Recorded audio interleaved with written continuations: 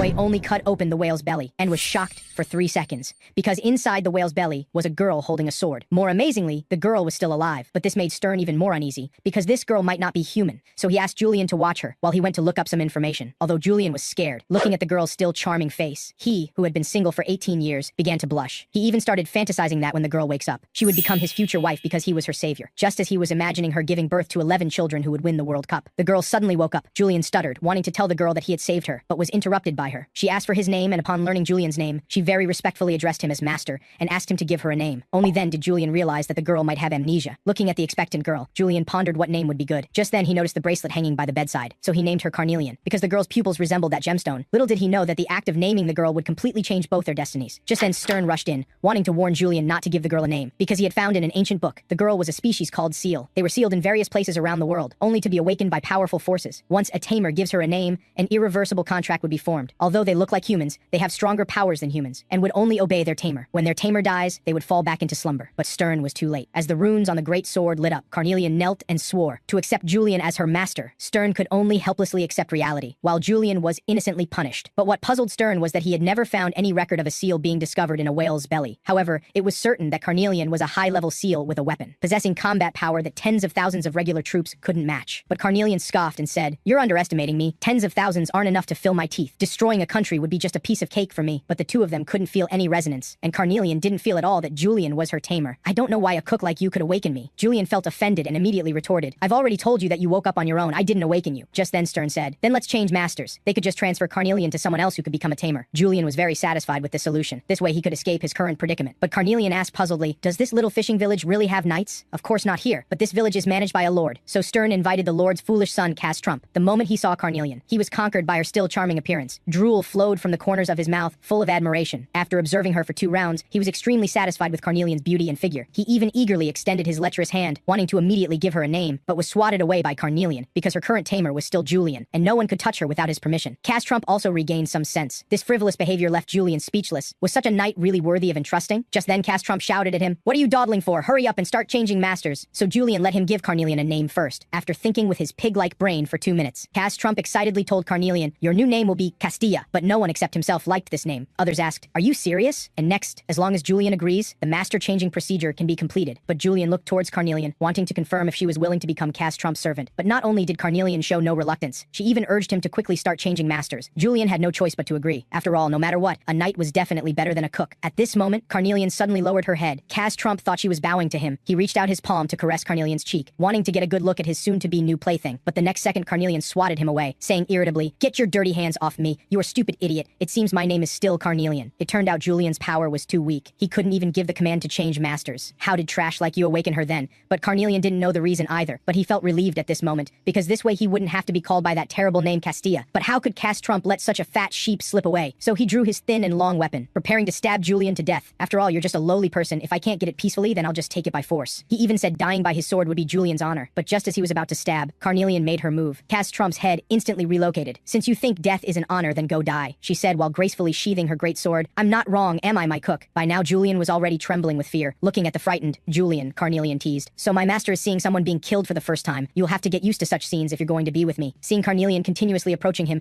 Julian backed away in fear, repeatedly saying, "Don't come near me." Carnelian just calmly said, "No seal would harm their own master. Just relax. Even if you're weak, you're still my master, and if you suddenly die, it would be troublesome for me." Just then Cass Trump's guards surrounded them, immediately drawing their swords preparing to capture Carnelian. But Carnelian reminded them, "You don't have time to deal with me right now, do you?" Only then did everyone notice. The seal that originally belonged to Cass Trump suddenly became abnormal. One of them even screamed in terror, "The seal has lost connection. We must quickly kill the seal." But before he could finish speaking, a long sword fell on his bald head. Then the seal began the slaughter. No one could stop her. But what was worse, another seal also started losing connection. A guard tried to take the opportunity to kill her, but was blasted 2 meters away by a powerful aura. Julian was very confused. Why did they start fighting among themselves? Carnelian explained that after their master dies, seals instantly lose rationality and attack people around randomly. That's what's called losing connection. When Julian heard that earlier when she said she'd be in trouble if he died, did she mean she would also lose connection? After getting an affirmative response, Julian asked if there was any way to stop it, but Carnelian told him that seals' minds would return to normal after some time, but before that many people would die. Soon the 2 seals completely eliminated all the guards. There was no one left who could fight against them. The seals then turned their target to the powerless Julian, just as the sword was about to pierce him. Carnelian crossed her great sword, easily blocking the strike. Seeing this, the 2 disconnected seals looked at her fiercely, looking at her approaching kind. Carnelian was somewhat helpless. "Although I don't want to fight seals, but you want to kill my master, so I have no choice but to kill you." The seal used the simplest sword draw. Carnelian directly split her opponent in half. After all, Carnelian was the champion of the 1974 Southeast Asian free fighting competition. But this scene also deeply shocked Julian. Although he had killed hundreds of millions of whales, he had never felt such fear before. The villagers who witnessed all this began to discuss, how could this woman jump so high and kill the powerful seal with one sword strike? What background does she have? Just then someone shouted loudly, "She is Julian's seal." Looking at the corpses everywhere, Julian had already frozen in place. At this moment he felt all this was fake, but the blood all over him seemed to remind him this was all real. The strong smell of blood made him vomit. Carnelian walked towards Julian. "Are you okay?" Hearing this, Julian slowly raised his head and said, "Thank you," to Carnelian. "Thanks to you, I could survive." But Carnelian told him not to misunderstand. After all, if the master dies, I would also lose rationality and attack others. If low-level seals losing connection cause such chaos, what do you think would happen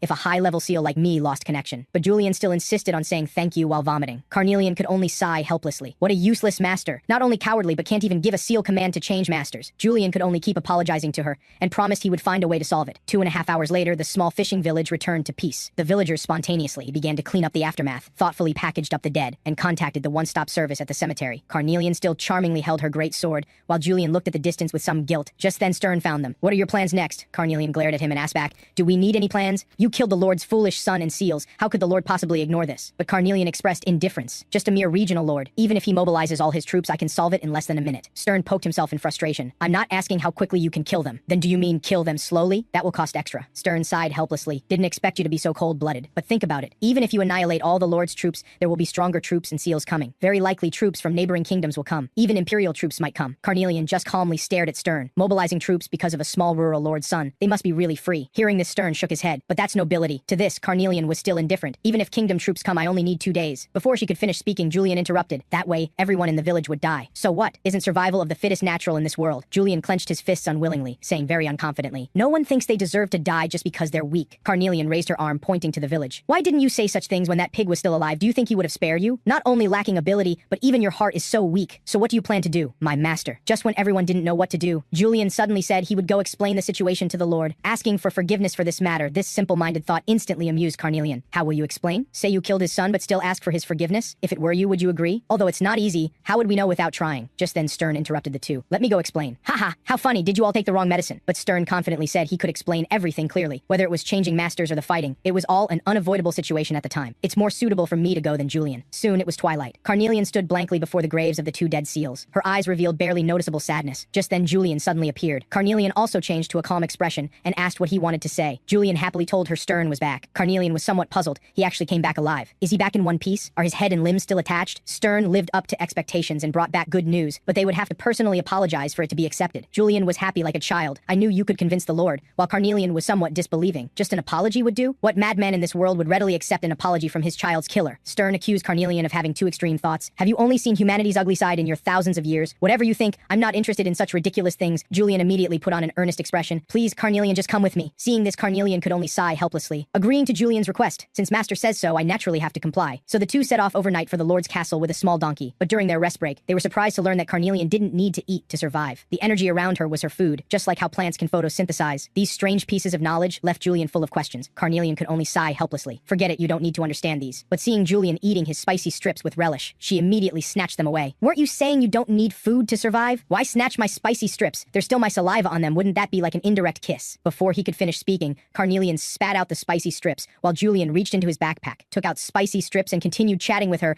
curiously asking who her previous master was. Must have been an amazing night, right? But Carnelian suddenly stopped talking, after staying silent for 2 minutes. Carnelian suddenly asked Julian if he knew what privacy meant. Julian was hearing this word for the first time. "Is that something like a magic spell?" "That's right. It's a spell that prevents others from prying into my emotions. I was cast with that magic. So don't ask anymore. Hurry up and eat your spicy strips and go to sleep." With that, she turned around to prepare for sleep. When Julian fell into deep sleep, he didn't know that Carnelian, who was facing away from him, was now too heavy-hearted to sleep. Time came to the next day. The two finally arrived at the Lord's castle. A servant came to receive them, but when he saw Carnelian holding her great sword, he immediately reached out wanting to take away the weapon, saying according to rules, weapons couldn't be brought in. Carnelian glared at him angrily. "The last person who touched my sword has already met his ancestors. Are you sure you want to touch it?" The servant hurriedly withdrew his hand in fear. Julian quickly tried to persuade Carnelian to follow the rules but was rejected by her. "If I can't bring my sword in, then you go apologize alone." Seeing Carnelian so determined, the servant had to compromise, running back to report in a flash. 2 minutes later, he came back smiling to inform the two that the Lord agreed to let them bring in the sword. When the two entered the castle, they finally met the Lord who was waiting for them. But there were many servants by his side. Julian politely bowed to the Lord. The Lord said with a gloomy face, "I've heard about your matter." Julian immediately knelt down. "We came to apologize to you about your son." But the Lord didn't speak, just waved his hand asking asking Julian to come closer. But when Julian was walking towards the Lord, Carnelian's eyes kept watching him. She didn't expect the Lord to be so reasonable. But seeing Julian walking very slowly, the Lord stood up and quickly walked towards him. The next second, the Lord suddenly grabbed Julian's neck and lifted him up. "So you're called Julian, right? Do it." After speaking, the servants behind him immediately took action, surrounding Carnelian and casting sealing magic. It turned out those servants were actually disguised magicians as they chanted spells. Chains appeared out of thin air and firmly bound Carnelian. As the chains gradually tightened, Carnelian also showed a painful expression. At this time, both were completely under the Lord's control, and the Lord revealed a secret to Julian that devastated him. Stern said as long as the village could be saved, it would be fine. As for you, this orphan, use your life to repay the village's kindness in raising you. Although Stern was born in such a poor remote place, he's quite clever, isn't he? After saying this, he threw Julian hard. After sliding 2 meters, Julian directly fainted. What a fool, actually daring to come here voluntarily. But just as the Lord was preparing to follow the plan, first seal Carnelian, then take Julian's life. Carnelian got angry. I knew it would be like this. A rural lord's thoughts are very easy to guess, aren't they? Still talking tough in this situation. After the sealing is complete, I will. But before he could finish speaking, he was interrupted by Carnelian. Then she broke 2 chains. You mean this? The next second, her great sword burst forth with powerful energy, breaking all the chains. You think you can trap me with such crude things? As the sword tip touched the ground inscribed with magic arrays, the surrounding magicians were directly blasted away by the powerful energy. All instantly fainted. The Lord was greatly shocked. How could this be? How are you not following the script?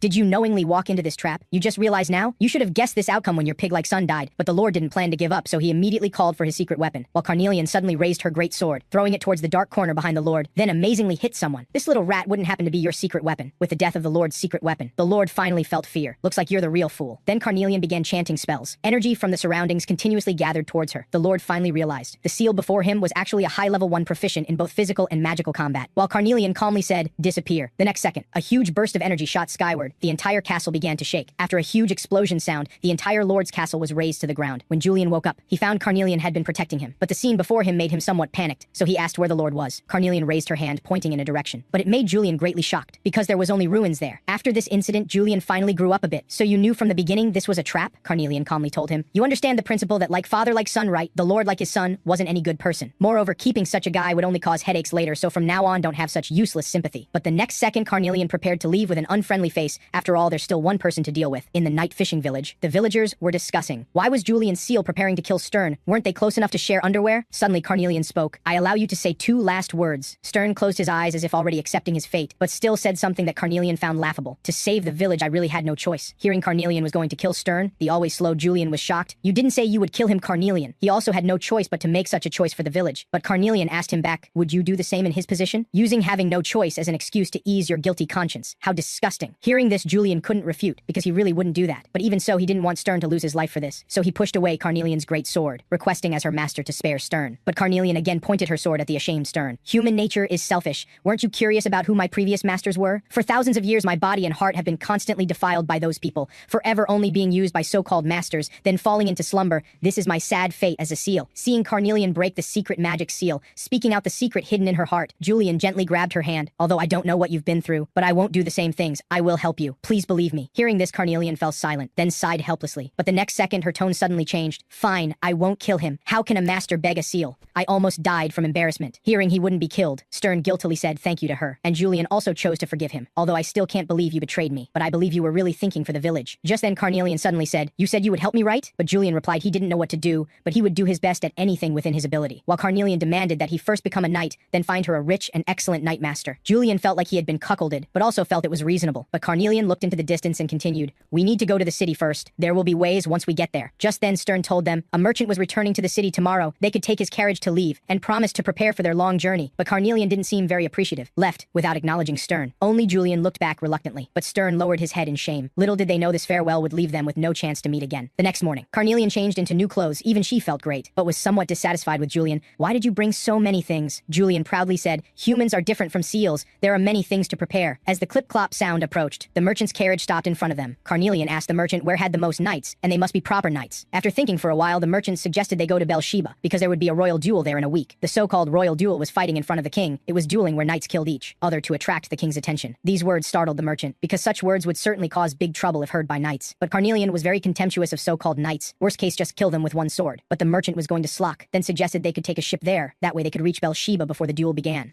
So the two followed the merchant towards Slock. But Julian had a bitter face all the way. He didn't expect to suddenly leave the village where he had lived since birth. Hearing Julian say this, Carnelian also fell into thought, then said partings always come unexpectedly. But Julian was again full of question marks, completely not understanding what she meant. This made Carnelian somewhat embarrassed. Didn't expect communication to be so difficult. difficult, then comforted him. Just treat it as taking a trip. After all, once we find a way to change masters in the city, you can return to that small village again. Soon the two arrived at the port, but there were no seats on the ship, and the next ship would only come back after the duel ended. So Carnelian decided to knock out a few people, then sneak onto the ship, but was vetoed by Julian. Then should we just hijack the entire ship? Hearing this, Julian was sweating cold sweat. That's not what I meant. I'm telling you not to do such outrageous things. Just then, Julian heard people nearby discussing. Lord Castro's castle suddenly disappeared. He quickly whispered to Carnelian, we better keep a low profile. It's better to leave quietly. Just when they had no solution, a figure walked towards them. Excuse me, I accidentally overheard your conversation. Do you need a ship to Beersheba? We happen to have 2 empty spots on our ship going there. But just as Julian was about to say they needed it, Carnelian fiercely looked at the newcomer and said, accidentally? All the ship owners here say they have no spots while you let us board. The man nervously expressed, if you reject my goodwill, then there's nothing I can do. Julian suddenly interrupted Carnelian's interrogation and expressed that they wanted to arrive before the royal duel began. Can we see the ship first? The man immediately happily expressed, of course, but you need to seize the opportunity. After all, finding a ship to Beersheba at this time is harder than picking stars. So under Julian's persuasion,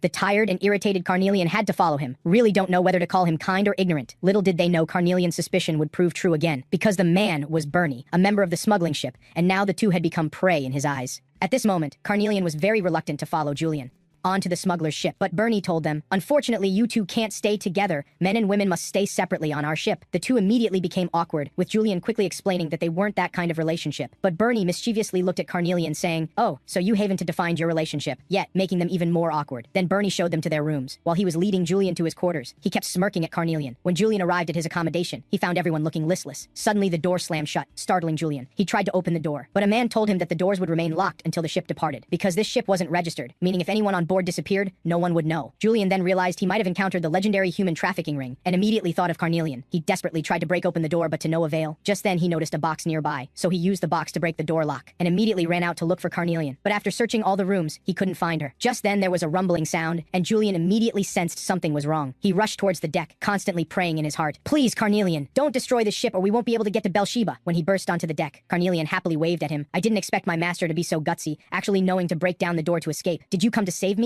Of course not. I came to stop you. Hearing this, Carnelian looked hurt. Did you think I would destroy this ship? I just felt something was odd, so I investigated, and found these guys look like human traffickers. That's why I took action. But just then, Bernie crawled out from the crowd, shouting that they weren't. Meanwhile, the stowaways also came out from the cabin. But instead of thanking Carnelian, they started accusing them. You're so mean. What did you do to the crew? This sudden accusation left Carnelian confused. It turned out Bernie and his crew were just disguising these people as contraband, charging minimal fare to transport them to Beersheba, because the Empire of Beersheba had very strict screening for poor people. Learning the truth, both felt guilty. Fortunately, Bernie didn't pursue the matter. After all, he hadn't explained things to them earlier. But Bernie was also very curious about their identities. Carnelian immediately claimed she was a seal, while Julian was an apprentice knight. She made sure to emphasize that Julian was just an apprentice knight, heading to Beersheba for important business. Though this knight looks foolish, as you can see, I'm really powerful. But just then, Bernie interrupted her. Don't you know that during the period of royal duels, they specially prepare ships for knights, with free private rooms and all kinds of high-end cuisine? Carnelian was shocked. There's such a good deal. If I had known, I would have had him pose as a knight from the beginning. Just then, Bernie told the two, we don't have such treatment on our ship, and you'll have to pay for causing this disturbance. Julian quickly explained that he had already spent all his money on the fare. Hearing this, Bernie tilted his head and smiled. If you don't have money, let's try something else. 2.5 hours later, Julian was seriously stirring a pot, while Carnelian had transformed into a service waitress. The crew members were heartily eating whale legs. Eat slowly. If we run out of whale, I'll go catch more for you. Much later, Carnelian could finally rest. These crew members really could eat. We just haven't had such delicious food in a long time. Besides, for a knight to be such a good cook, he's really amazing. Hearing this, Carnelian instantly burned with anger. It's not that he can cook in addition to other things. Cooking is all he can do. Then she calmed down and asked Bernie, is this enough to make up for our mistake? But Bernie refused. This isn't enough. Just as Carnelian was about to get angry, Bernie cheerfully said, after eating and drinking, we need some entertainment. Then everyone started arm wrestling with Carnelian, though they were clearly asking for trouble. 2.5 days later, they arrived at Beersheba. After saying goodbye to Bernie, the two came to the bustling market district. Julian, entering a big city for the first time, was very curious. He kept looking around at all the novel sights, which annoyed Carnelian with his inexperience. She reminded him again about pretending to be a knight. After all, Bernie had said knights could eat and drink for free here, but Julian hadn't heard a word, instead pointing ahead in shock. There appeared a beast man, something Julian had never seen before. But this really angered Carnelian. When I'm talking, you need to listen carefully. But then she patiently explained to Julian. After all, it was his first time seeing an orc. The so-called orcs were one of the other races. Although they weren't originally such docile creatures, they became tame after being captured and trained by humans. And not just orcs. Humans had long ago captured fairies, cave giants, and other races to use as slaves. Hearing this, Julian suddenly stopped walking because he thought humans were being cruel. Just then the entire street suddenly started shaking. People around panicked and shouted, "It's Lord Kudro!" The next second, a huge elephant walked towards Julian. Everyone fearfully knelt down. down. Only Julian stood there foolishly. But this also angered Kudro. In his eyes, lowly people should kneel before him. So he ordered the elephant to trample him to death. But after a tremendous boom, the elephant's foot hadn't stomped down as expected, instead being held up by Carnelian with one hand. The elephant was terrified, as this wasn't strength a human should possess. The next second, Carnelian raised her great sword, then leaped high, with just one slash splitting the elephant in half. The merchant Kudro fell to the ground pathetically, his face full of terror. Carnelian fixed her disheveled hair. What lowly merchant dares to block a knight's path? Julian was about to remind Carnelian that he wasn't a knight, but was warned by her to shut up. Hearing that the other party was a knight, the merchant trembled uncontrollably, unable to understand why a knight would deliberately block his way. Just then a great sword pointed at him. "Hey, stupid merchant, who gave you permission to speak with that lowly mouth?" Julian felt dejected, not understanding how things had turned out this way, while Carnelian seemed to be really enjoying herself. Just then Carnelian said, "Fortunately, my knight master is unlike you. He's very magnanimous, so try begging for mercy. If you kneel, he might spare your life." But Kudro not only refused to apologize but accused Carnelian of being too despicable, attacking when he was completely defenseless. Carnelian thrust her sword tip forward. "So you want me to just kill you instead?" Kudro immediately shut his mouth. Then he glared at Julian maliciously. "I challenge you to a duel. 3 days from now, I'll wait for you at the royal duel grounds." With that he fled pathetically. As he ran, he kept shouting, "Don't you dare run away." This scene made Carnelian laugh out loud. Look at how stupid he looks. But Julian was terrified, because in a duel wouldn't he be done for? Carnelian told him not to worry, because the duel Kudro mentioned was actually a battle between seals. With that she put away her great sword. Looking at her dirty self, Carnelian thought they should first find lodging and get cleaned up. But this made Julian panic, because his pockets were as empty as his face. With such a ruthless wandering knight like you around, do we need to spend money? Then they came to a knights-only inn where people immediately recognized them. Everyone was whispering, saying they heard Kudro had almost lost his life. The staff very carefully checked them in, saying they would definitely serve them comfortably. Julian was about to speak, but got punched by Carnelian. She could guess with her little toe that he was going to say he wasn't a knight again. Then she very concernedly supported him. "How terrible, Sir Knight, has your wound opened up again?" The next second Carnelian viciously said, "Didn't I tell you to pretend to be a knight? Just try saying no one more time." Then she tightly held Julian's neck to keep him quiet, while smilingly asking the staff to quickly process their check-in. Then the two came to their room, but Julian seemed troubled. "Isn't it inconvenient for us to share a room?" Seeing his shy expression,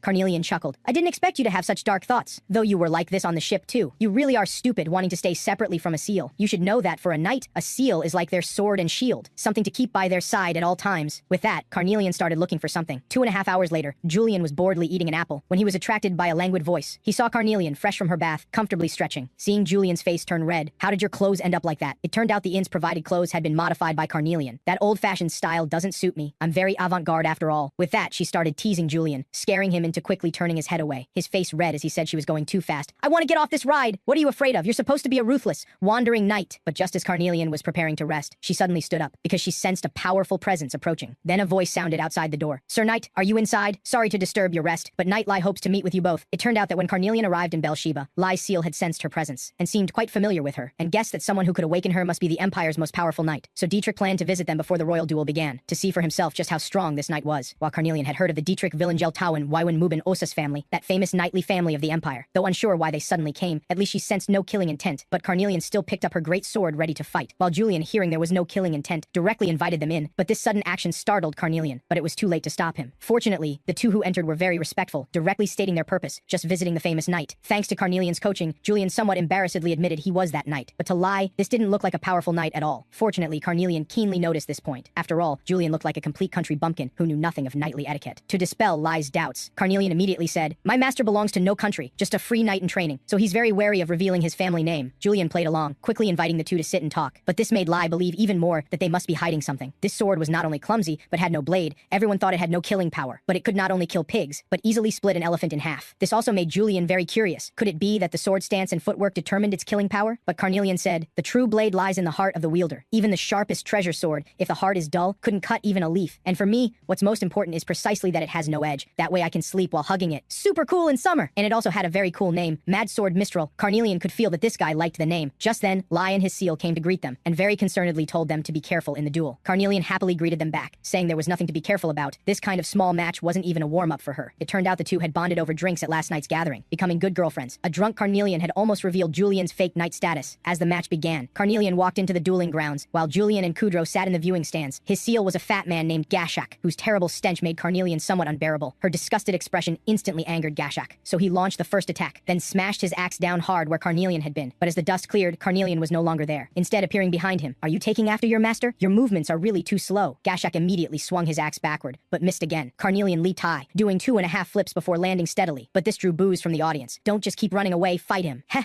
I heard she was a high-level seal. Looks like that was just a rumor." Little did they know it wasn't, that Carnelian didn't want to fight, but she was sickened by the smell, and didn't want to get close to her opponent. But Gashak hadn't stopped, swinging swinging his axe at Carnelian again. This time, Carnelian didn't dodge far, instead sidestepping his attack, then delivering a whip kick to Gashak's bottom. That casual kick sent him sprawling to the ground. "I'm not running away, it's just your smell makes me want to stay far from you." But these words stimulated Gashak again. He raised his axe and leaped high, swinging down at Carnelian again. But Carnelian blocked it with one hand. "You didn't really think you could beat me, did you?" With that, she casually waved, sending Gashak's axe flying. The next second, Gashak suddenly knelt down and surrendered. Carnelian directly aimed her arrow at his heart. "Looks like you're only suffering because you followed the wrong master." Hearing this, Gashak suddenly started trembling, thinking Carnelian was going to kill him. But Carnelian put away her arrow, ending it like this would be too boring. "Let's write a magnificent ending." The next second, Carnelian started chanting magic spells. Then a huge burst of energy shot skyward. The audience was completely thrilled. She could even use high-level magic. When the chanting ended, countless fireballs fell from the sky. Carnelian was shocked. "This isn't my doing." And those fireballs were indiscriminately attacking the dueling grounds. People started fleeing in panic, but the more chaotic it got, the harder it was to escape. Just as the fireballs were about to fall, a barrier suddenly appeared. Icarus arrived just in time to save everyone, buying them time to escape. Just then, Nightlie shouted, "Everyone take cover! The enemy country has launched a surprise attack!" With that, she quickly joined the battle, and soon controlled the situation. But her next decision shocked Seal Icarus. She decided to support the fallen city walls alone,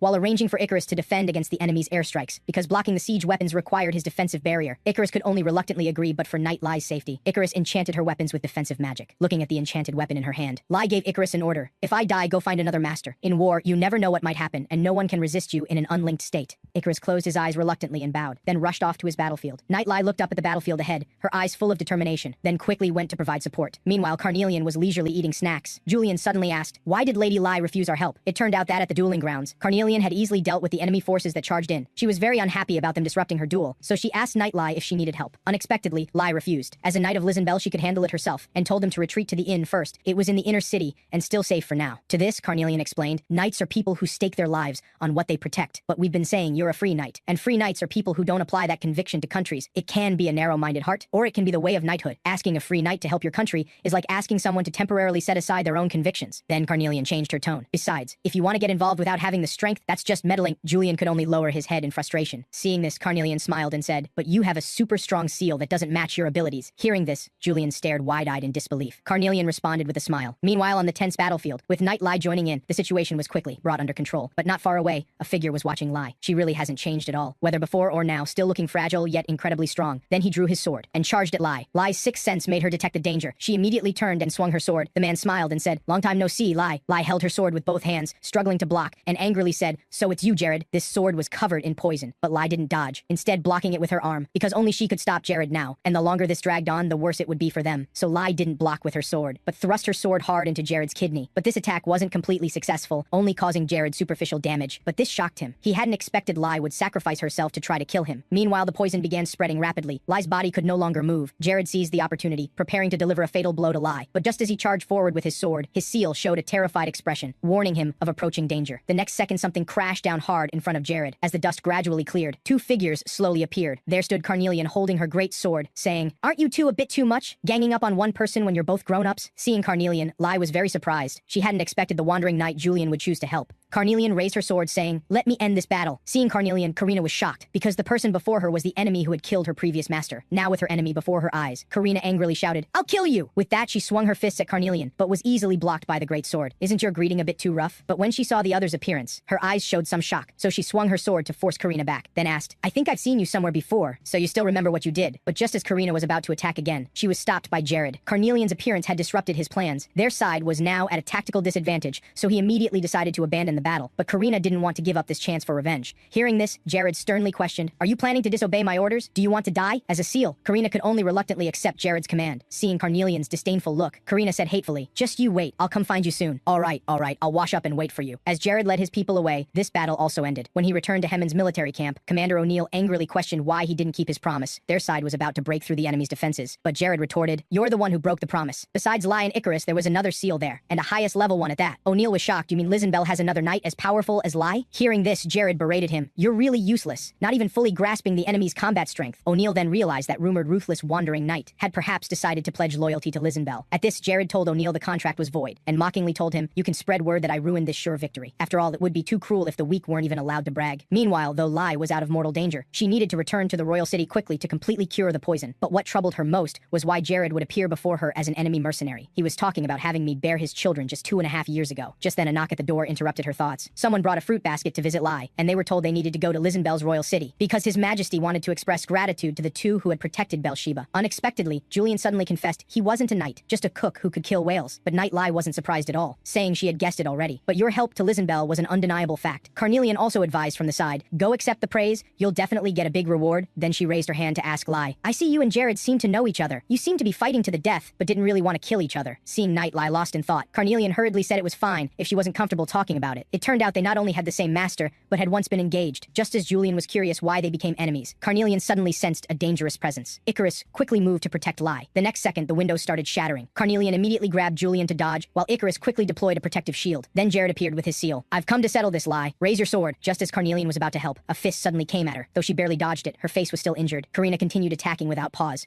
and drove Carnelian out of the room. For a moment she was overwhelmed, looking at Karina who had followed. Carnelian was very angry. Are you really serious? Meanwhile, Jared raised his sword saying, the interfering ones are gone. Do you think this puppet seal can stop me? Just then Lai ordered Icarus to protect Julian.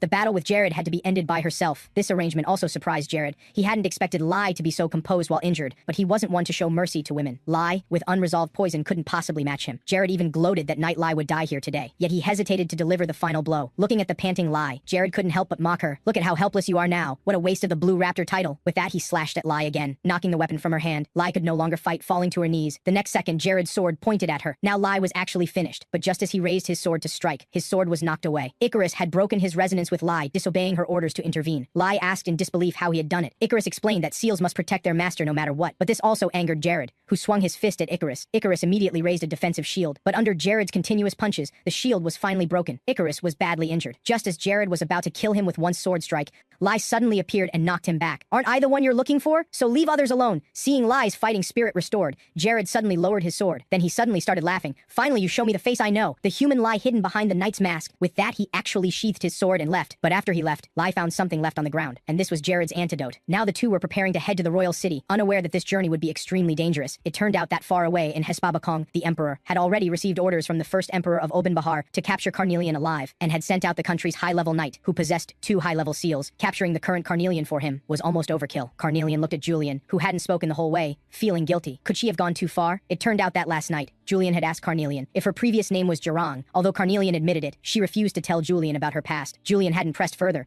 She thought the matter had passed, but apparently it hadn't. Just as Carnelian didn't know what to do, Julian suddenly spoke up. I'm so tired, Carnelian. Will there really be a village on the way? Carnelian finally realized he was just too tired to talk, so she immediately pointed ahead, saying, it's just 2.5 kilometers away. You'll definitely make it before you die. When the two finally arrived at the village, unexpectedly they were targeted. Hey, you two! If you want to enter this village, you'll have to pay a toll first. If you don't have money, that sword taller than me will do. Looking at this bluffing kid, Carnelian couldn't help but laugh out loud. This action also annoyed Raspel. Don't laugh! I'm Blue Raptor Lady Lai's most beloved knight! But this just made Carnelian laugh even harder, master. Look at this little one's extraordinary spirit. You should learn from him, Raspel said angrily. No matter how crazy this world gets, underage children can't possibly become knights. If you keep lying, you'll be disciplined by that knight over there. Hearing that Julian was a knight, Raspel's eyes immediately lit up. Are you really a knight, sir? Please guide my archery. I must become stronger because I have people I need to protect. But Julian sadly refused him, telling him he wasn't actually a knight. When they got to the inn later, Carnelian asked Julian why he refused the child's request, as it didn't match his soft-hearted nature. Julian said dejectedly, he looked so sincere I couldn't deceive him. I won't pretend to be a knight anymore, because being a knight isn't something you can fake with just words. Besides, being a cook isn't bad. After all, I got such a nice room in exchange for helping with cooking tomorrow, right? Carnelian wiped some dust from the room and said with disgust that this was really nice indeed. To lighten the gloomy mood, Carnelian suggested getting a drink. Julian said he had never drunk alcohol before. Well then, there's nothing we can do. Since you're still a child, I'll go by myself. Hearing this, Julian got very angry. You're the child who's lived for over 2,000 years. It's just alcohol. I can drink forever. Seeing this, Carnelian showed a victorious smile. 2.5 minutes later, Julian suddenly felt the whole world spinning. Carnelian laughed and said, maybe it's not the world that's spinning, but something else? Julian directly retorted, you're right. It's not the world spinning. It's you spinning. With that, he crashed face first onto the bar counter. Now it's not spinning anymore. Just as Carnelian was lamenting how bad his alcohol tolerance was, a man suddenly approached trying to hit on her. He only got told to get lost, but the man didn't leave and reached out his lecherous hand. Seeing this, Carnelian looked at him with murderous intent. The man was scared and quickly backed away. Then I'll come back when you don't want to drink alone. But after the man left, the innkeeper was staring at Carnelian from afar. When discovered by Carnelian, he hurriedly turned his head away. This made Carnelian very puzzled. Could she be overly sensitive from drinking too much?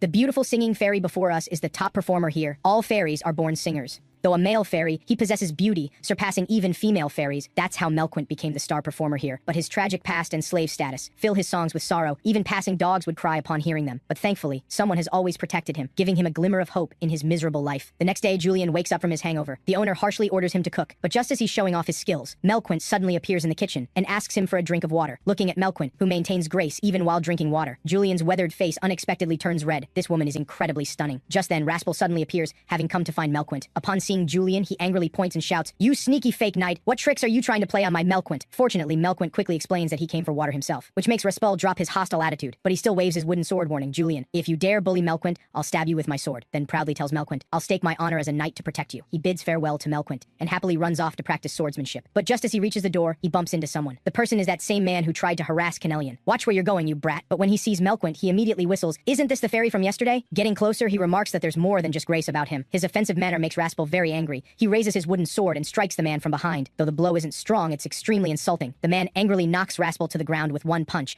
but Raspel shakily stands up again, raising his sword to shield Melquint. The confused man decides to drop his act. Drawing his weapon, he says menacingly, "Do you know who I am? I'm Jared the Fierce, who kills children without blinking. Today I'll cut off your hand so you can never wave that sword around again." Just then Julian angrily shouts, "Stop, you imposter! Who gave you the courage to impersonate Jared? I saw him clearly when he drew that demonic sword in Bathsheba." Hearing this, the man sneers, "You say you were at that battlefield? One look and I can tell you're just a third-rate cook. What a braggart." Hearing himself called a third-rate cook, Julian decides to drop his act. "I am Julian, the wandering knight who saved Bathsheba." But hearing this, the man bursts into laughter. "If you're that knight, I'll eat my own shit standing on my head." Then switching to a malicious smile, "If what you say is true, then let me test this legendary wandering knight." But just as he's about to attack, two people suddenly fall from above, followed by Canelian jumping down. Looking at this man who disgusts her, Canelian raises her greatsword. "You bastard, how dare you disrespect Sir Knight?" With those words, she strikes him down, then smiles at Julian saying, "Master, why did you hide your true identity?" The events before him leave Julian confused, so he asks Canelian what's going on. It turns out these people are human traffickers, and the two were sold to them by the inn owner. When Raspel thanks Julian for saving their lives, just as he's about to explain that he was only lying to deceive the opponent, Canelian steps on his foot. Looking at Julian, who swallowed his words, Canelian secretly smiles. "Really now? There's no need to hide it anymore." 2.5 hours later, Julian and Canelian leave the inn. After the inn owner, sporting a pig-like face, sees them off, Julian thinks Canelian has changed and no longer kills randomly, but Canelian says somewhat dejectedly, "I did want to kill him yesterday. The reason she spared his life was because he agreed to free Melquint. But having finally gained freedom, he has nowhere to go, as his homeland was long destroyed, and his people scattered across the lands. So Julian invites him to join them." Canelian agrees, saying that since knights aren't very capable, having a fairy around would be better. But before leaving, Melquint asks them to wait, as he has something to take care of. 2.5 hours later, Melquint returns as promised, and the three set out on their journey to the royal city. Soon, Julian is gasping for breath, while Melquint appears quite relaxed, explaining that among male fairies his stamina is considered the best. Julian unconsciously nods, but the next second, both Julian and Canelian show surprised expressions. "You're actually male?" So Melquint tells them about his experience of being castrated. He was originally a proper male fairy, but because the lady of the house took a liking to him, the master had him castrated, turning him into a female fairy. But Julian doesn't understand what castration means. Canelian has to explain it with an analogy, frightening Julian so much his hair stands on end. Just as the three arrive at the Lisenbell royal city, ready to start their new lives, Raspel has already become a tearful mess, because he doesn't know how to live without Melquint. Meanwhile, the inn owner is angry about losing Melquint, when suddenly the wall cracks. Then three figures break through. A large foot steps directly onto the owner. "Hey pig, have you seen Red-Eyed Seal?" When Lai returns to the royal city to report to the emperor specifically instructs her to wear a dress for the upcoming ball. If she finds someone she likes at the ball, he would use his royal authority to help arrange the marriage. Dressed up, Lai doesn't look like a knight at all. Looking at the wedding dress-like gown, Lai recalls painful memories. She and Jared should have been married long ago. Lai had even secretly snuck into the room with the wedding dress, looking forward to the moment she would wear it. But the day before the wedding, Icarte suddenly told her that Jared had killed all her family members and then vanished. The painful memories make her lose interest in trying on the dress. She leaves dejectedly. Unexpectedly, she runs into Canelian. Seeing the fairy with Julian, Lai is very curious. Julian quickly introduces Melquint and indicates that she is as reliable a companion as Canelian. Canelian curiously asks Lai if she's going somewhere. Lai tells them she just bought a dress for the ball. Hearing this, Canelian sighs disappointedly. "I can't even wear a dress because I haven't found the right master." Lai immediately offers, "You can all choose one, just put it on my account." Canelian's eyes immediately light up as she grabs Lai's hands. "Thank you so much!" But just then, Jared suddenly appears behind Lai. "I wonder if I'll see the blue raptor in a dress at tonight's ball." Lai immediately assumes a battle stance. "How dare you come here?" But Jared calmly pulls out a royal invitation. Lisenbell's hospitality is really poor, drawing swords against invited guests. When she sees the seal on the invitation, Lai recognizes it as Crown Prince Bebelin's personal seal. But why would the Crown Prince invite him? Before Lai can respond, Jared turns away gracefully. Whatever the case, I'm very much looking forward to tonight's ball. See you then. Then Julian and his companions go to the dress shop. It's his first time wearing such formal attire and he feels uncomfortable, but Melquint's compliments make him very happy. Melquint also puts on a shining dress, but Canelian still hasn't chosen, so Julian urges her to hurry or they'll be late. After some fussing around, Canelian finally chooses a dress. "I've chosen this one." On the way to the ball, Julian keeps stealing glances at Canelian, but gets startled when Canelian catches him. Melquint thoughtfully offers to carry Canelian's sword. Julian wants to help, but Canelian dismisses him. "You better not, you probably couldn't last a few minutes. Soon they arrive at the castle. The splendid scenery inside leaves Julian in awe. Just then, two attendants rush over. "Are you the famous knight, Julian? Is this beautiful lady your love?" Julian frantically waves his hands, saying no. Canelian quickly introduces herself. "I am Sir Knight Seal." Both are deliberately trying to win Julian over for different princes, and start arguing about it. Just then, Knight Lai appears. "What are you doing?" After scolding the two, she leads the three to the ball. Canelian asks Lai why she isn't wearing a dress, and why the royal atmosphere feels strangely tense. Even the ball attendees are wearing swords. Lai explains helplessly that currently, due to Lizenbel's succession issues, supporters of the Crown Prince and Second Prince are in opposition. It turns out that, although the Crown Prince is the legal heir, the Second Prince not only has good character, but is also capable in handling state affairs. So many officials choose to follow him. Hearing this, Canelian jokes, "So it's a battle between an incompetent elder brother and a capable younger brother. What a cliché story. The woman has lived for tens of thousands of years, but has never opened her eyes. Even more surprisingly, she is the mother of seals. The first emperor, Obenbarha, promised her that no matter what, he would bring Jirang before her. But what puzzles her is that the one who awakened Jirang wasn't Tessing. As the mother of seals, you should know who it is. Why do I feel like the whole world is deceiving me?" Meanwhile, the ball finally begins. But since Julian doesn't know how to dance,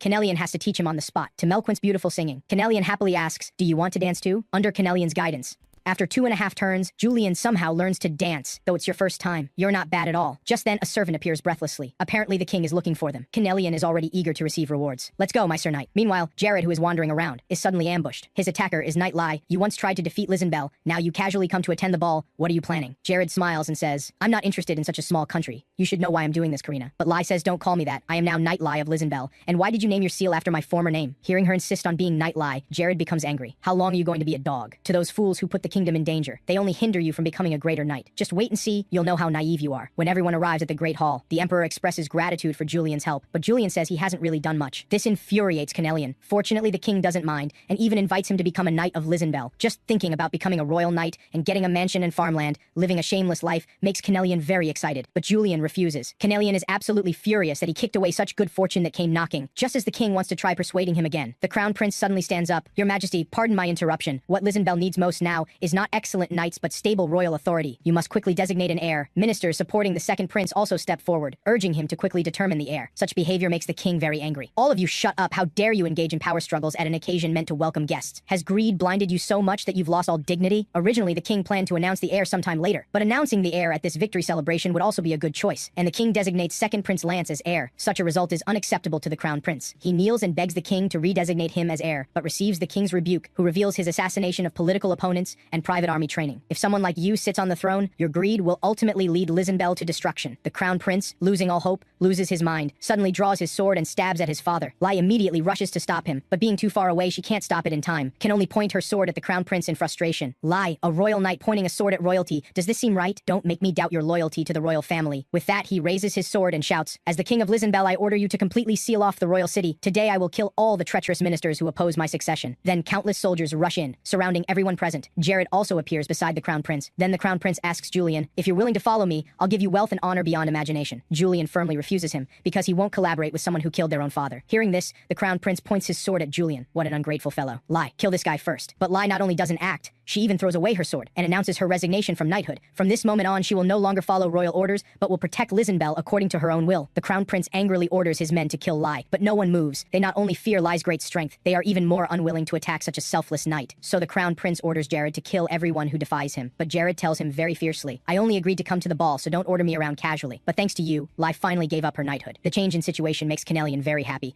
This way, it will be easier to kill this crazy prince. But just then, Melquint senses an ominous presence. When he pushes open the balcony doors, the city before them is already engulfed in flames. Lai immediately orders Ecartes to move everyone to safety. But just then, the hall doors suddenly open. The newcomer is Saadi, who is hunting Canelian. Lai immediately recognizes him, but what she can't understand is why this Black Cardinal, who has power greater than ordinary kings and only takes orders from the first emperor, would appear here. Fortunately, Saad hasn't seen Canelian, so he orders the king here to see him. The Crown Prince immediately rushes over, shouting, "I am the king of Lizenbel." A minister quickly steps forward, telling Saad that Second Prince Lance is the country's king. Seeing the old king lying in a pool of blood, Shadi also understands what happened, so he orders Seal Juliet to release flames, burning the Crown Prince alive. Then he walks to Second Prince Lance. "Now you are the king here, bring the red-eyed seal before me. This is First Emperor Obenbarha's order. If you can't do it, then I'll kill one by one until I find them." At this point, Canelian finally realizes the danger. Fortunately, Lai steps forward because she cannot allow Saad to kill innocents in Lizenbel. But this suddenly excites Saad, because he is very curious what a female knight's screams sound like. But just one exchange leaves Lai shocked for 2 seconds, because Saad not only didn't draw his sword, but blocked arrows with his arm. It turns out, his arm has magic. Each collision's shock makes Lai's arms extremely painful. Saad even mocks Lai, saying there's no need to draw his sword to fight her. Then seal Juliet, and Justin release magic. Under the assault of ice and fire, Lai can only struggle to defend. Sade seizes the opportunity to sneak attack, directly grabbing her throat. Now let me hear the blue raptor screams. But the next second, a red light flashes. Jared suddenly strikes and cuts off Sade's arm and warns him unfriendly. If you have business with Lai, you should get in line. After all I've been waiting for so long. Seeing Jared, Sade puts away his contemptuous attitude, drawing his sword directly. Seeing this, Jared also becomes serious because he had long heard rumors about this sword. Reportedly, no one could block it more than 5 times. But now it looks more like a tool for enhancing magic power. When Sade uses his sword to release magic, the invisible sonic attack causes everyone great pain. Looking at Jared, who appears slightly pained, Shad proudly tells him, the stronger your attack, the stronger the shock you'll receive. Your entire body will be rejected by the magic. But Jared doesn't believe it, charging straight in. Justin immediately releases ice magic to block. Seeing this, Karina also takes action. Though she shatters the ice magic's defense with one punch, Juliet immediately releases fire magic to defend. Meanwhile, Jared has successfully approached Sade, but his attack is not only easily blocked by Sade, he also receives the shock from the sword's magic. This forces him to quickly retreat away from Sade. At the same time, Juliet and Justin join forces, suppressing Karina. You were very brave just now, but do you have the courage to try again? Blocking my sword brings pain, but if you don't block, you might die painlessly. Choose one. Just then, Lai suddenly appears beside Jared, but even in such a dangerous and tense situation, Jared suddenly asks Lai, after we kill this guy, will you come live in the south with me? Hearing these words, Lai actually blushes a bit. Let's deal with this guy first, then I'll think about it. But while the two are dealing with Sade, Canelian has already pulled Julian, escaping from Lizenbell. Julian feels they should help Lai, but Canelian gets angry. Master, don't meddle in others' affairs. We're not in a position to help others right now. That guy called Sade is looking for me, so running away is helping. If we're caught by the Emperor, we're finished. But these words make Julian very confused. You've been asleep for over 500 years. Why would the Emperor be looking for you? Hearing this, Canelian suddenly becomes somewhat sad. It seems 500 years is still too short. Not enough to escape that person's control. Meanwhile, Sade, holding his severed arm, also leaves Lizenbell continuing to hunt for the red-eyed seal. Juliet asks if he needs reinforcements, but Sade refuses. Hunting those who fled in fear is more interesting. Soon, news of the seal's escape reaches the Empire. But Reut, head of Imperial Security, isn't angry and is actually happy. He doesn't plan to let Sade take the credit. His adopted son suggests sending people to ambush at the Pike Mountains, because to escape Oban Barha's pursuit, they can only go to Derricart, which isn't under Imperial influence, and the Pike Mountains are on the only route there. Meanwhile, after 2 days of non-stop fleeing, Julian's stamina has reached its limit, and their escape route is indeed towards Derricart, but at their current pace it would take 2 years to reach. Julian thinks this time is too long. Canelian suddenly asks him, do you know why it takes so long? Because fish schools adjust their speed to match the slowest fish. Julian doesn't understand what this means. Canelian angrily shouts to tell him, it means what should only take a week needs 2 years because of someone who's deadly slow. Julian yells back, I know, then continues walking, but after just 2 meters he stops. Since it's going to take 2 years anyway, can we rest a bit before continuing? Canelian, I really can't walk anymore. Fortunately, with Melquint's persuasion, Canelian finally agrees to rest, but she doesn't want to talk to Julian. Just then there's a rustling sound nearby. Then a wild boar jumps out. Julian is so scared he hugs Canelian. When he realizes what he's done, he immediately turns away embarrassed. But then there's a rumbling sound nearby. When Julian looks up, 2 tall orcs appear before him. Canelian immediately shields the two, asking what business they have. It turns out they're hunting that beast, and rudely ask Canelian where the beast went. They even contemptuously say humans are disgusting. This makes Canelian very angry. She directly kicks the orc down with her left leg. I don't care if you hate humans, but why are you taking it out on me? And I'm a seal, got it? How do I look human? You stupid orc who can't even tell a seal from a human. Looking at the violent Canelian, the two are terrified. Just then a human rushes out, shouting for Canelian to stop her brutal treatment of his friends. But when he sees Canelian's breathtaking beauty, he directly slides on his knees before Canelian. My name is Sio. May I ask your beautiful name? This makes Julian very speechless. Did he really come to mediate? Even worse, he directly grabs Canelian's hand. Such a sudden action startles Canelian, who immediately pulls her hand back. Canelian's reaction of hiding behind Julian makes Melquint very surprised. So Lady Canelian becomes more helpless when facing this kind of person. When learning that Julian is Canelian's master, Sio becomes very angry, shameless fellow, actually treating such a beautiful woman as a slave. Hearing slave makes Canelian very angry, but her angry appearance in Sio's eyes is still so charming, angering Canelian into giving him an uppercut. Looking at the two fleeing orcs, Julian laughs awkwardly. From the result, he did save his friends. Should we stop Lady Canelian? We should, but I can't stop her. Why don't you try? The girl slept for 20 years.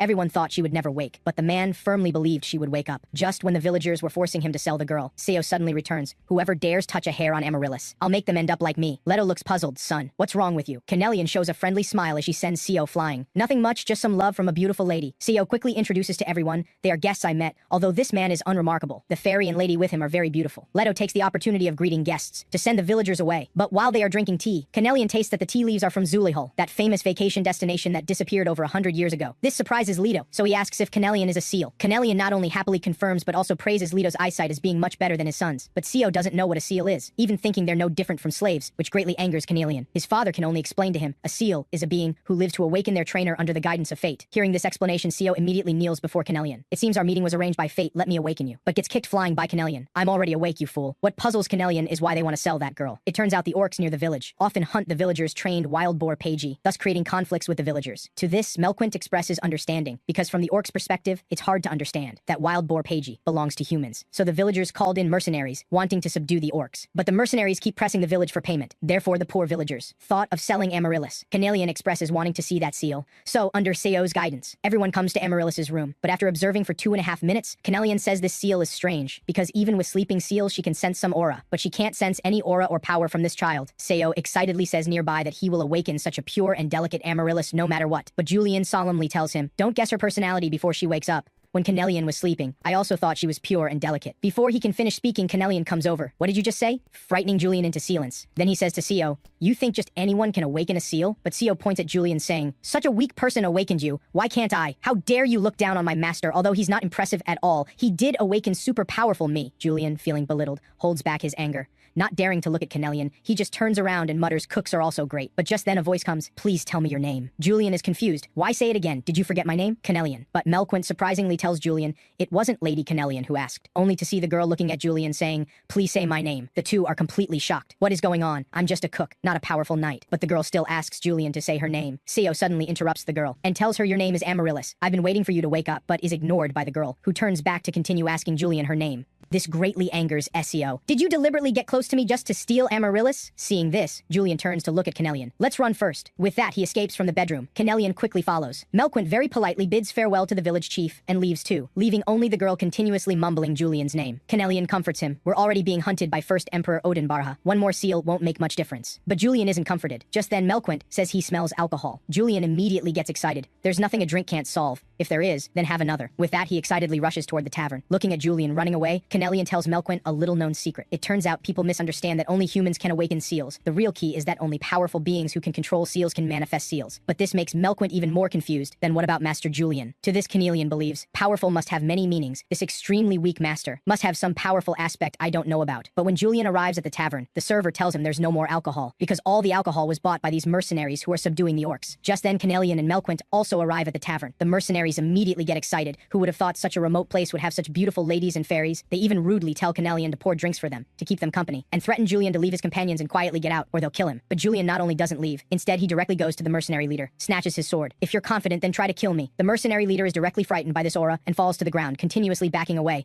asking fearfully if Julian is a knight. Julian plays with the short sword and says ominously, you're asking so many questions when you're already dead. After 1 second of contemplation, the mercenary leader decisively flees the tavern and leaves harsh words. Remember this, you punk? We're leaving because we don't want trouble. Julian collapses into a chair. That really scared me. This series of actions truly stuns Canelian. Are you crazy? Why suddenly start bluffing? You've never done this before. Julian smilingly tells her, I just wanted to teach a lesson to people who treat you casually, and before you were always helping me teach others lessons. Hearing these words, Canelian actually blushes, but turns away pretending not to care, saying, what kind of master protects their seal? What a strange person. Just then the server comes to thank Julian. Thanks to him they could drive away those freeloaders. To thank him they bring out good food and drink to treat him. Canelian is also unusually gentle toward him. When the three finish their pleasant meal, Julian packs up, ready to continue toward Derricart. But Canelian changes into the clothes she wore when first discovered, and asks Julian to say her name. Julian tells her to stop joking. Canelian suddenly grabs his hand, urgently asking him to say her name. This phrase keeps appearing in Julian's ears. With a scream, Julian wakes from his dream. But just when he thinks it was just a dream, he finds someone holding his hand. Then he hears the most terrifying words, please say my name. But Julian not only didn't give her a name, he kept avoiding her. This also caused her to remain in a state of contract formation, unable to think. Seeing Julian's awkward appearance, Carnelian couldn't help but want to tease him. How about I go tell her you're here? Julian didn't know what to do anymore. One constantly following him asking for a name, the other looking like she wanted to kill him, telling him to stay away from Amaryllis. But Carnelian thought he should give that seal a name, although this would be unfair to Seal. A seal who awakens without forming a contract could likely face danger. And finally, Julian revealed the reason for his avoidance. Because I'm your master, hasn't your power weakened? I don't want to make other seals unfortunate as well. Hearing this, Carnelian fell silent. She hugged Julian and gently comforted him. Even if you have the strongest master in the world, it doesn't mean that Seal would be happy. Undeniably, meeting a very weak master seems to have a high probability of becoming unfortunate. But before Carnelian could finish speaking, Julian pushed her away, so I must escape now. Having said that, he quickly prepared to find another hiding place.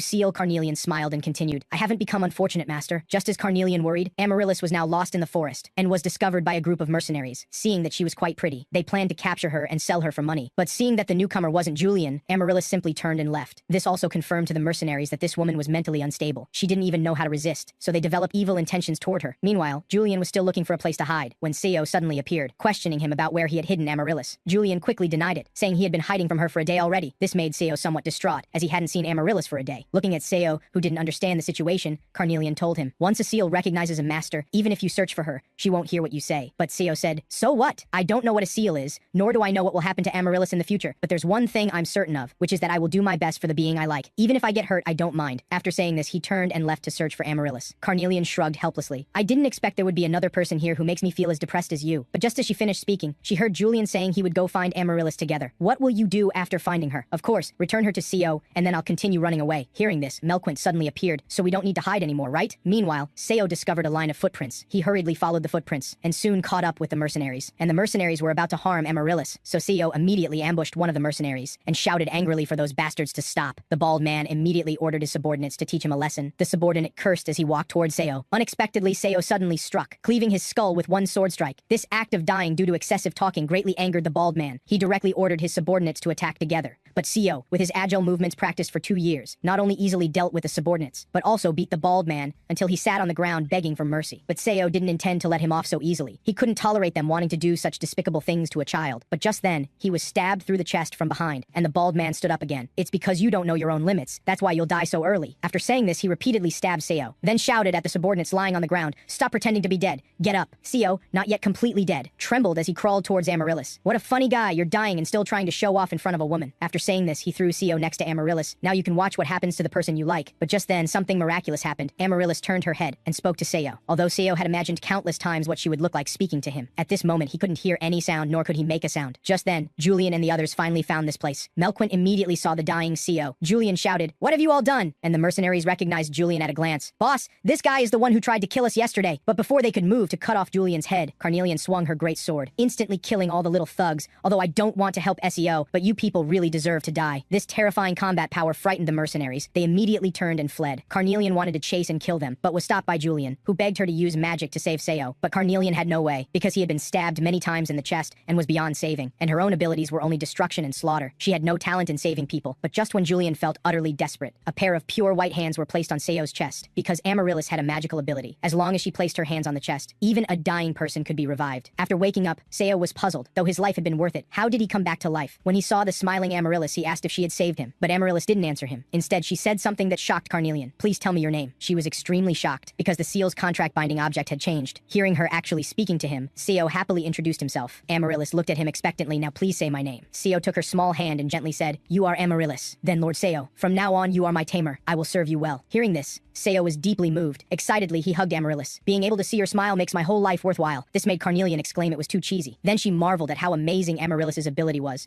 that she could save a dying person, which made Julian curious if she was more powerful than you. The ability to burn people to ashes, and the ability to create people from ashes. Which do you think is more powerful? But Amaryllis seems to be in her first awakening. It's really enviable, because she has no past. She can live very happily. Knowing too much is also a kind of trouble. Julian was very confused. "So what exactly do you know?" "That I am a seal who knows I'm a chef, but I'm still very happy being with you." Meanwhile, the escaped bald man suddenly let out a lewd laugh. After calming down, he finally realized who that woman was, but his subordinate said he had never seen such a terrifying woman. "You fool, she is the red-eyed seal being hunted throughout the Hesperia territory. Even just reporting would earn a huge reward. Now we can not only make money but also get revenge. They are done for." At this moment, Julian, completely unaware, was troubled by an ingredient. As a chef, he actually didn't know how to use it. This also earned mockery from Seo, but as a chef from a small fishing village, Julian could only angrily say he was good at cooking fish. Looking at the two bickering, Carnelian was also very happy, because she hadn't been this relaxed for a long time. But the next second, Carnelian became serious again. Now is not the time to be joking around here. Just then, Amaryllis suddenly asked her, "What is the purpose of Seal's creation?" It turned out Amaryllis had forgotten about her birth, but Carnelian said she couldn't tell her because of some rules, and it was better that she forgot. "Don't worry about those things. Just live happily each day. Although your master, who is like an idiot, will die someday, you have to carry these memories and continue living." Hearing that Seo would die, Amaryllis suddenly cried out. Carnelian quickly comforted her, saying it wouldn't happen immediately. Just then, Seo came over. Amaryllis immediately nervously said, "Lady Carnelian said you will die someday," before she could continue. Seo put his finger on her lips. "That won't happen, Amaryllis. I couldn't possibly leave you." This mushy scene made Carnelian shudder. Just then, the village chief returned, dejected. It turned out that the village had just held a meeting. The villagers insisted on going to subdue the orcs, because they felt that if orcs attacked wild boars, they might also attack the village. But Seo firmly believed that orcs were a proud race. As long as their territory wasn't invaded, they would absolutely not attack the village. Though the village chief agreed with his opinion, making fearful villagers understand the other side, they would still prefer to make the other side submit. Frightened people will take up knives, brave people will extend their hands. Someday you will understand this truth. But Seo didn't give up, and decided to be the one who extends a hand. He planned to visit the orc village. The village chief thought he should rest more as he had just been injured. But Seo said with Amaryllis around, he was completely fine. The village chief sighed with relief, and indicated that he would also try to persuade the villagers. The next day, Seo invited Julian and the others to go with him, which annoyed Carnelian quite a bit, but she still quietly reminded Julian, "Our current situation doesn't allow us to wander around so freely." Julian expressed concern that the mercenaries might come back for revenge, and said they would run away after helping this once. Carnelian could only reluctantly agree. Soon everyone arrived at the orc village. village, looking at the warlike orcs. Julian couldn't help but remark that they were completely different from the orcs he had seen in the city. Melquint told him that enslaved races are bound by a sense of powerlessness. When everyone arrived at the orc leader's tent, they finally met their leader. Long time no see, Seo. She never expected that humans, who usually treat seals as playthings, would treat a seal as a lover, and even request the orc chief to bestow the blessing of the land upon her. This action stunned Carnelian and the others. After all, Amaryllis was still a child. The orc chief reminded him that seals couldn't be lovers. That way they couldn't reproduce. But Seo didn't care. After Amaryllis received the blessing, the chief wanted to discuss returning Nate with Seo, but Seo said he didn't want Nate back, and came to apologize for the villagers' impolite attitude. This surprised the chief. Then she looked toward Carnelian and said, "Although I am hundreds of years younger than this seal, I have lived for a long time. This is the first time I've received an apology from a human." Hearing this, Seo directly walked toward the chief and extended his hand. "I hope we can coexist peacefully as before, because my father said fearful people take up knives, brave people extend their hands." Julian quickly whispered in his ear, "That phrase doesn't literally mean extending your hand." Just then, the chief suddenly said, "Are you that seal's tamer? It's really strange you don't look particularly strong. How did you form a contract with that seal?" Julian awkwardly said he wasn't sure either, but he could confirm that he wasn't currently a helpful tamer for Carnelian. The chief was speechless, but asked if he regretted forming a contract with Carnelian. Julian indicated he couldn't easily answer this question, but he hoped that when asked this question again 2.5 years later, he could answer with no regrets at all, and for this he would do his utmost. These words shocked Carnelian. "Is this still that weak, Julian?" Looking at the two humans who were striving for seals, the chief also decided to put aside her prejudice against humans. Although she still couldn't understand the concept of who Nate belonged to, she was willing to make an effort for it. Seo excitedly grabbed his hand, very excitedly praising the chief as a brave orc, but just then, a guard rushed in panic. It turned out that the human army had controlled the entire village, binding all the villagers. Seo was shocked, suspecting the mercenaries had returned for revenge, but actually, the army belonged to Reut, the head of the Imperial Security Department, because she didn't intend to let Saidid steal the merit. After receiving news of the red-eyed seal, she immediately dispatched troops to control the village. Seal quickly bid farewell to the chief. Carnelian and Julian also decided to leave together, watching the departing group. The chief decided to be a brave person and actively extend a hand to humans. At this moment, the commander was interrogating the village head about the whereabouts of the red-eyed seal, but he said he had never seen one. The bald man warned him not to pretend he had seen the red-eyed seal with his own eyes, but the village head still insisted he had never seen such a seal. The commander grabbed him and exposed his lie. If he didn't hand over the seal, he would kill the villagers one by one. The bald man excitedly pointed his sword at a villager to save the innocent villagers. The village head had to reveal Carnelian's whereabouts. Having gotten the answer he wanted, the commander told the bald man to release the frightened villager and had him lead the way to the orc village, but everyone else was to be killed. Just as the bald man excitedly prepared to kill the village head, his sword suddenly broke. Then he was immediately cut in half by Carnelian. "My cursed popularity. Everywhere I go, there's a bunch of men chasing after me." The commander didn't expect her to deliver herself, and alone, but Carnelian said, "I'm not fighting alone." The next second, the sound of hooves was heard from afar. A group of orc warriors instantly charged in. With the addition of many orcs, the army was quickly defeated. Seo and the others finally returned, releasing the bound village head and villagers, seeing the commander trying to escape. Carnelian smiled. "Do you think you can escape from my hands?" But just as she was about to kill the commander, a black shadow suddenly appeared and repelled her. Carnelian was shocked. "What is that blob?" Carnelian thought the opponent was too clumsy and would definitely move slowly, but the opponent suddenly disappeared and flashed to her side. Carnelian hurriedly blocked with her sword, sliding back 2 meters before finally stopping. The opponent's speed was beyond her belief. The commander triumphantly told her this was a heavy infantry soldier enhanced by magic who could forcibly break through physical limits under magical enhancement. Although they would die soon, they were more than enough to kill seals or knights. Then Carnelian was surrounded by heavy infantry. She immediately realized things were going badly, because there were heavy infantry heading towards Julian. Orc warriors tried to stop the heavy infantry, but were killed with one slash. Then they walked towards Julian. At this moment, Carnelian was fighting with the heavy infantry. She couldn't save him. Just as she was distracted for a moment, she was directly hit by the heavy infantry. The heavy infantry swarmed in. In the critical moment, Carnelian unleashed all her power. Then a surge of lightning power spread out, but it only pushed the heavy infantry back 2.5 steps, and Carnelian also became weak. Seeing the heavy infantry unharmed at all, Carnelian had to change her attack target,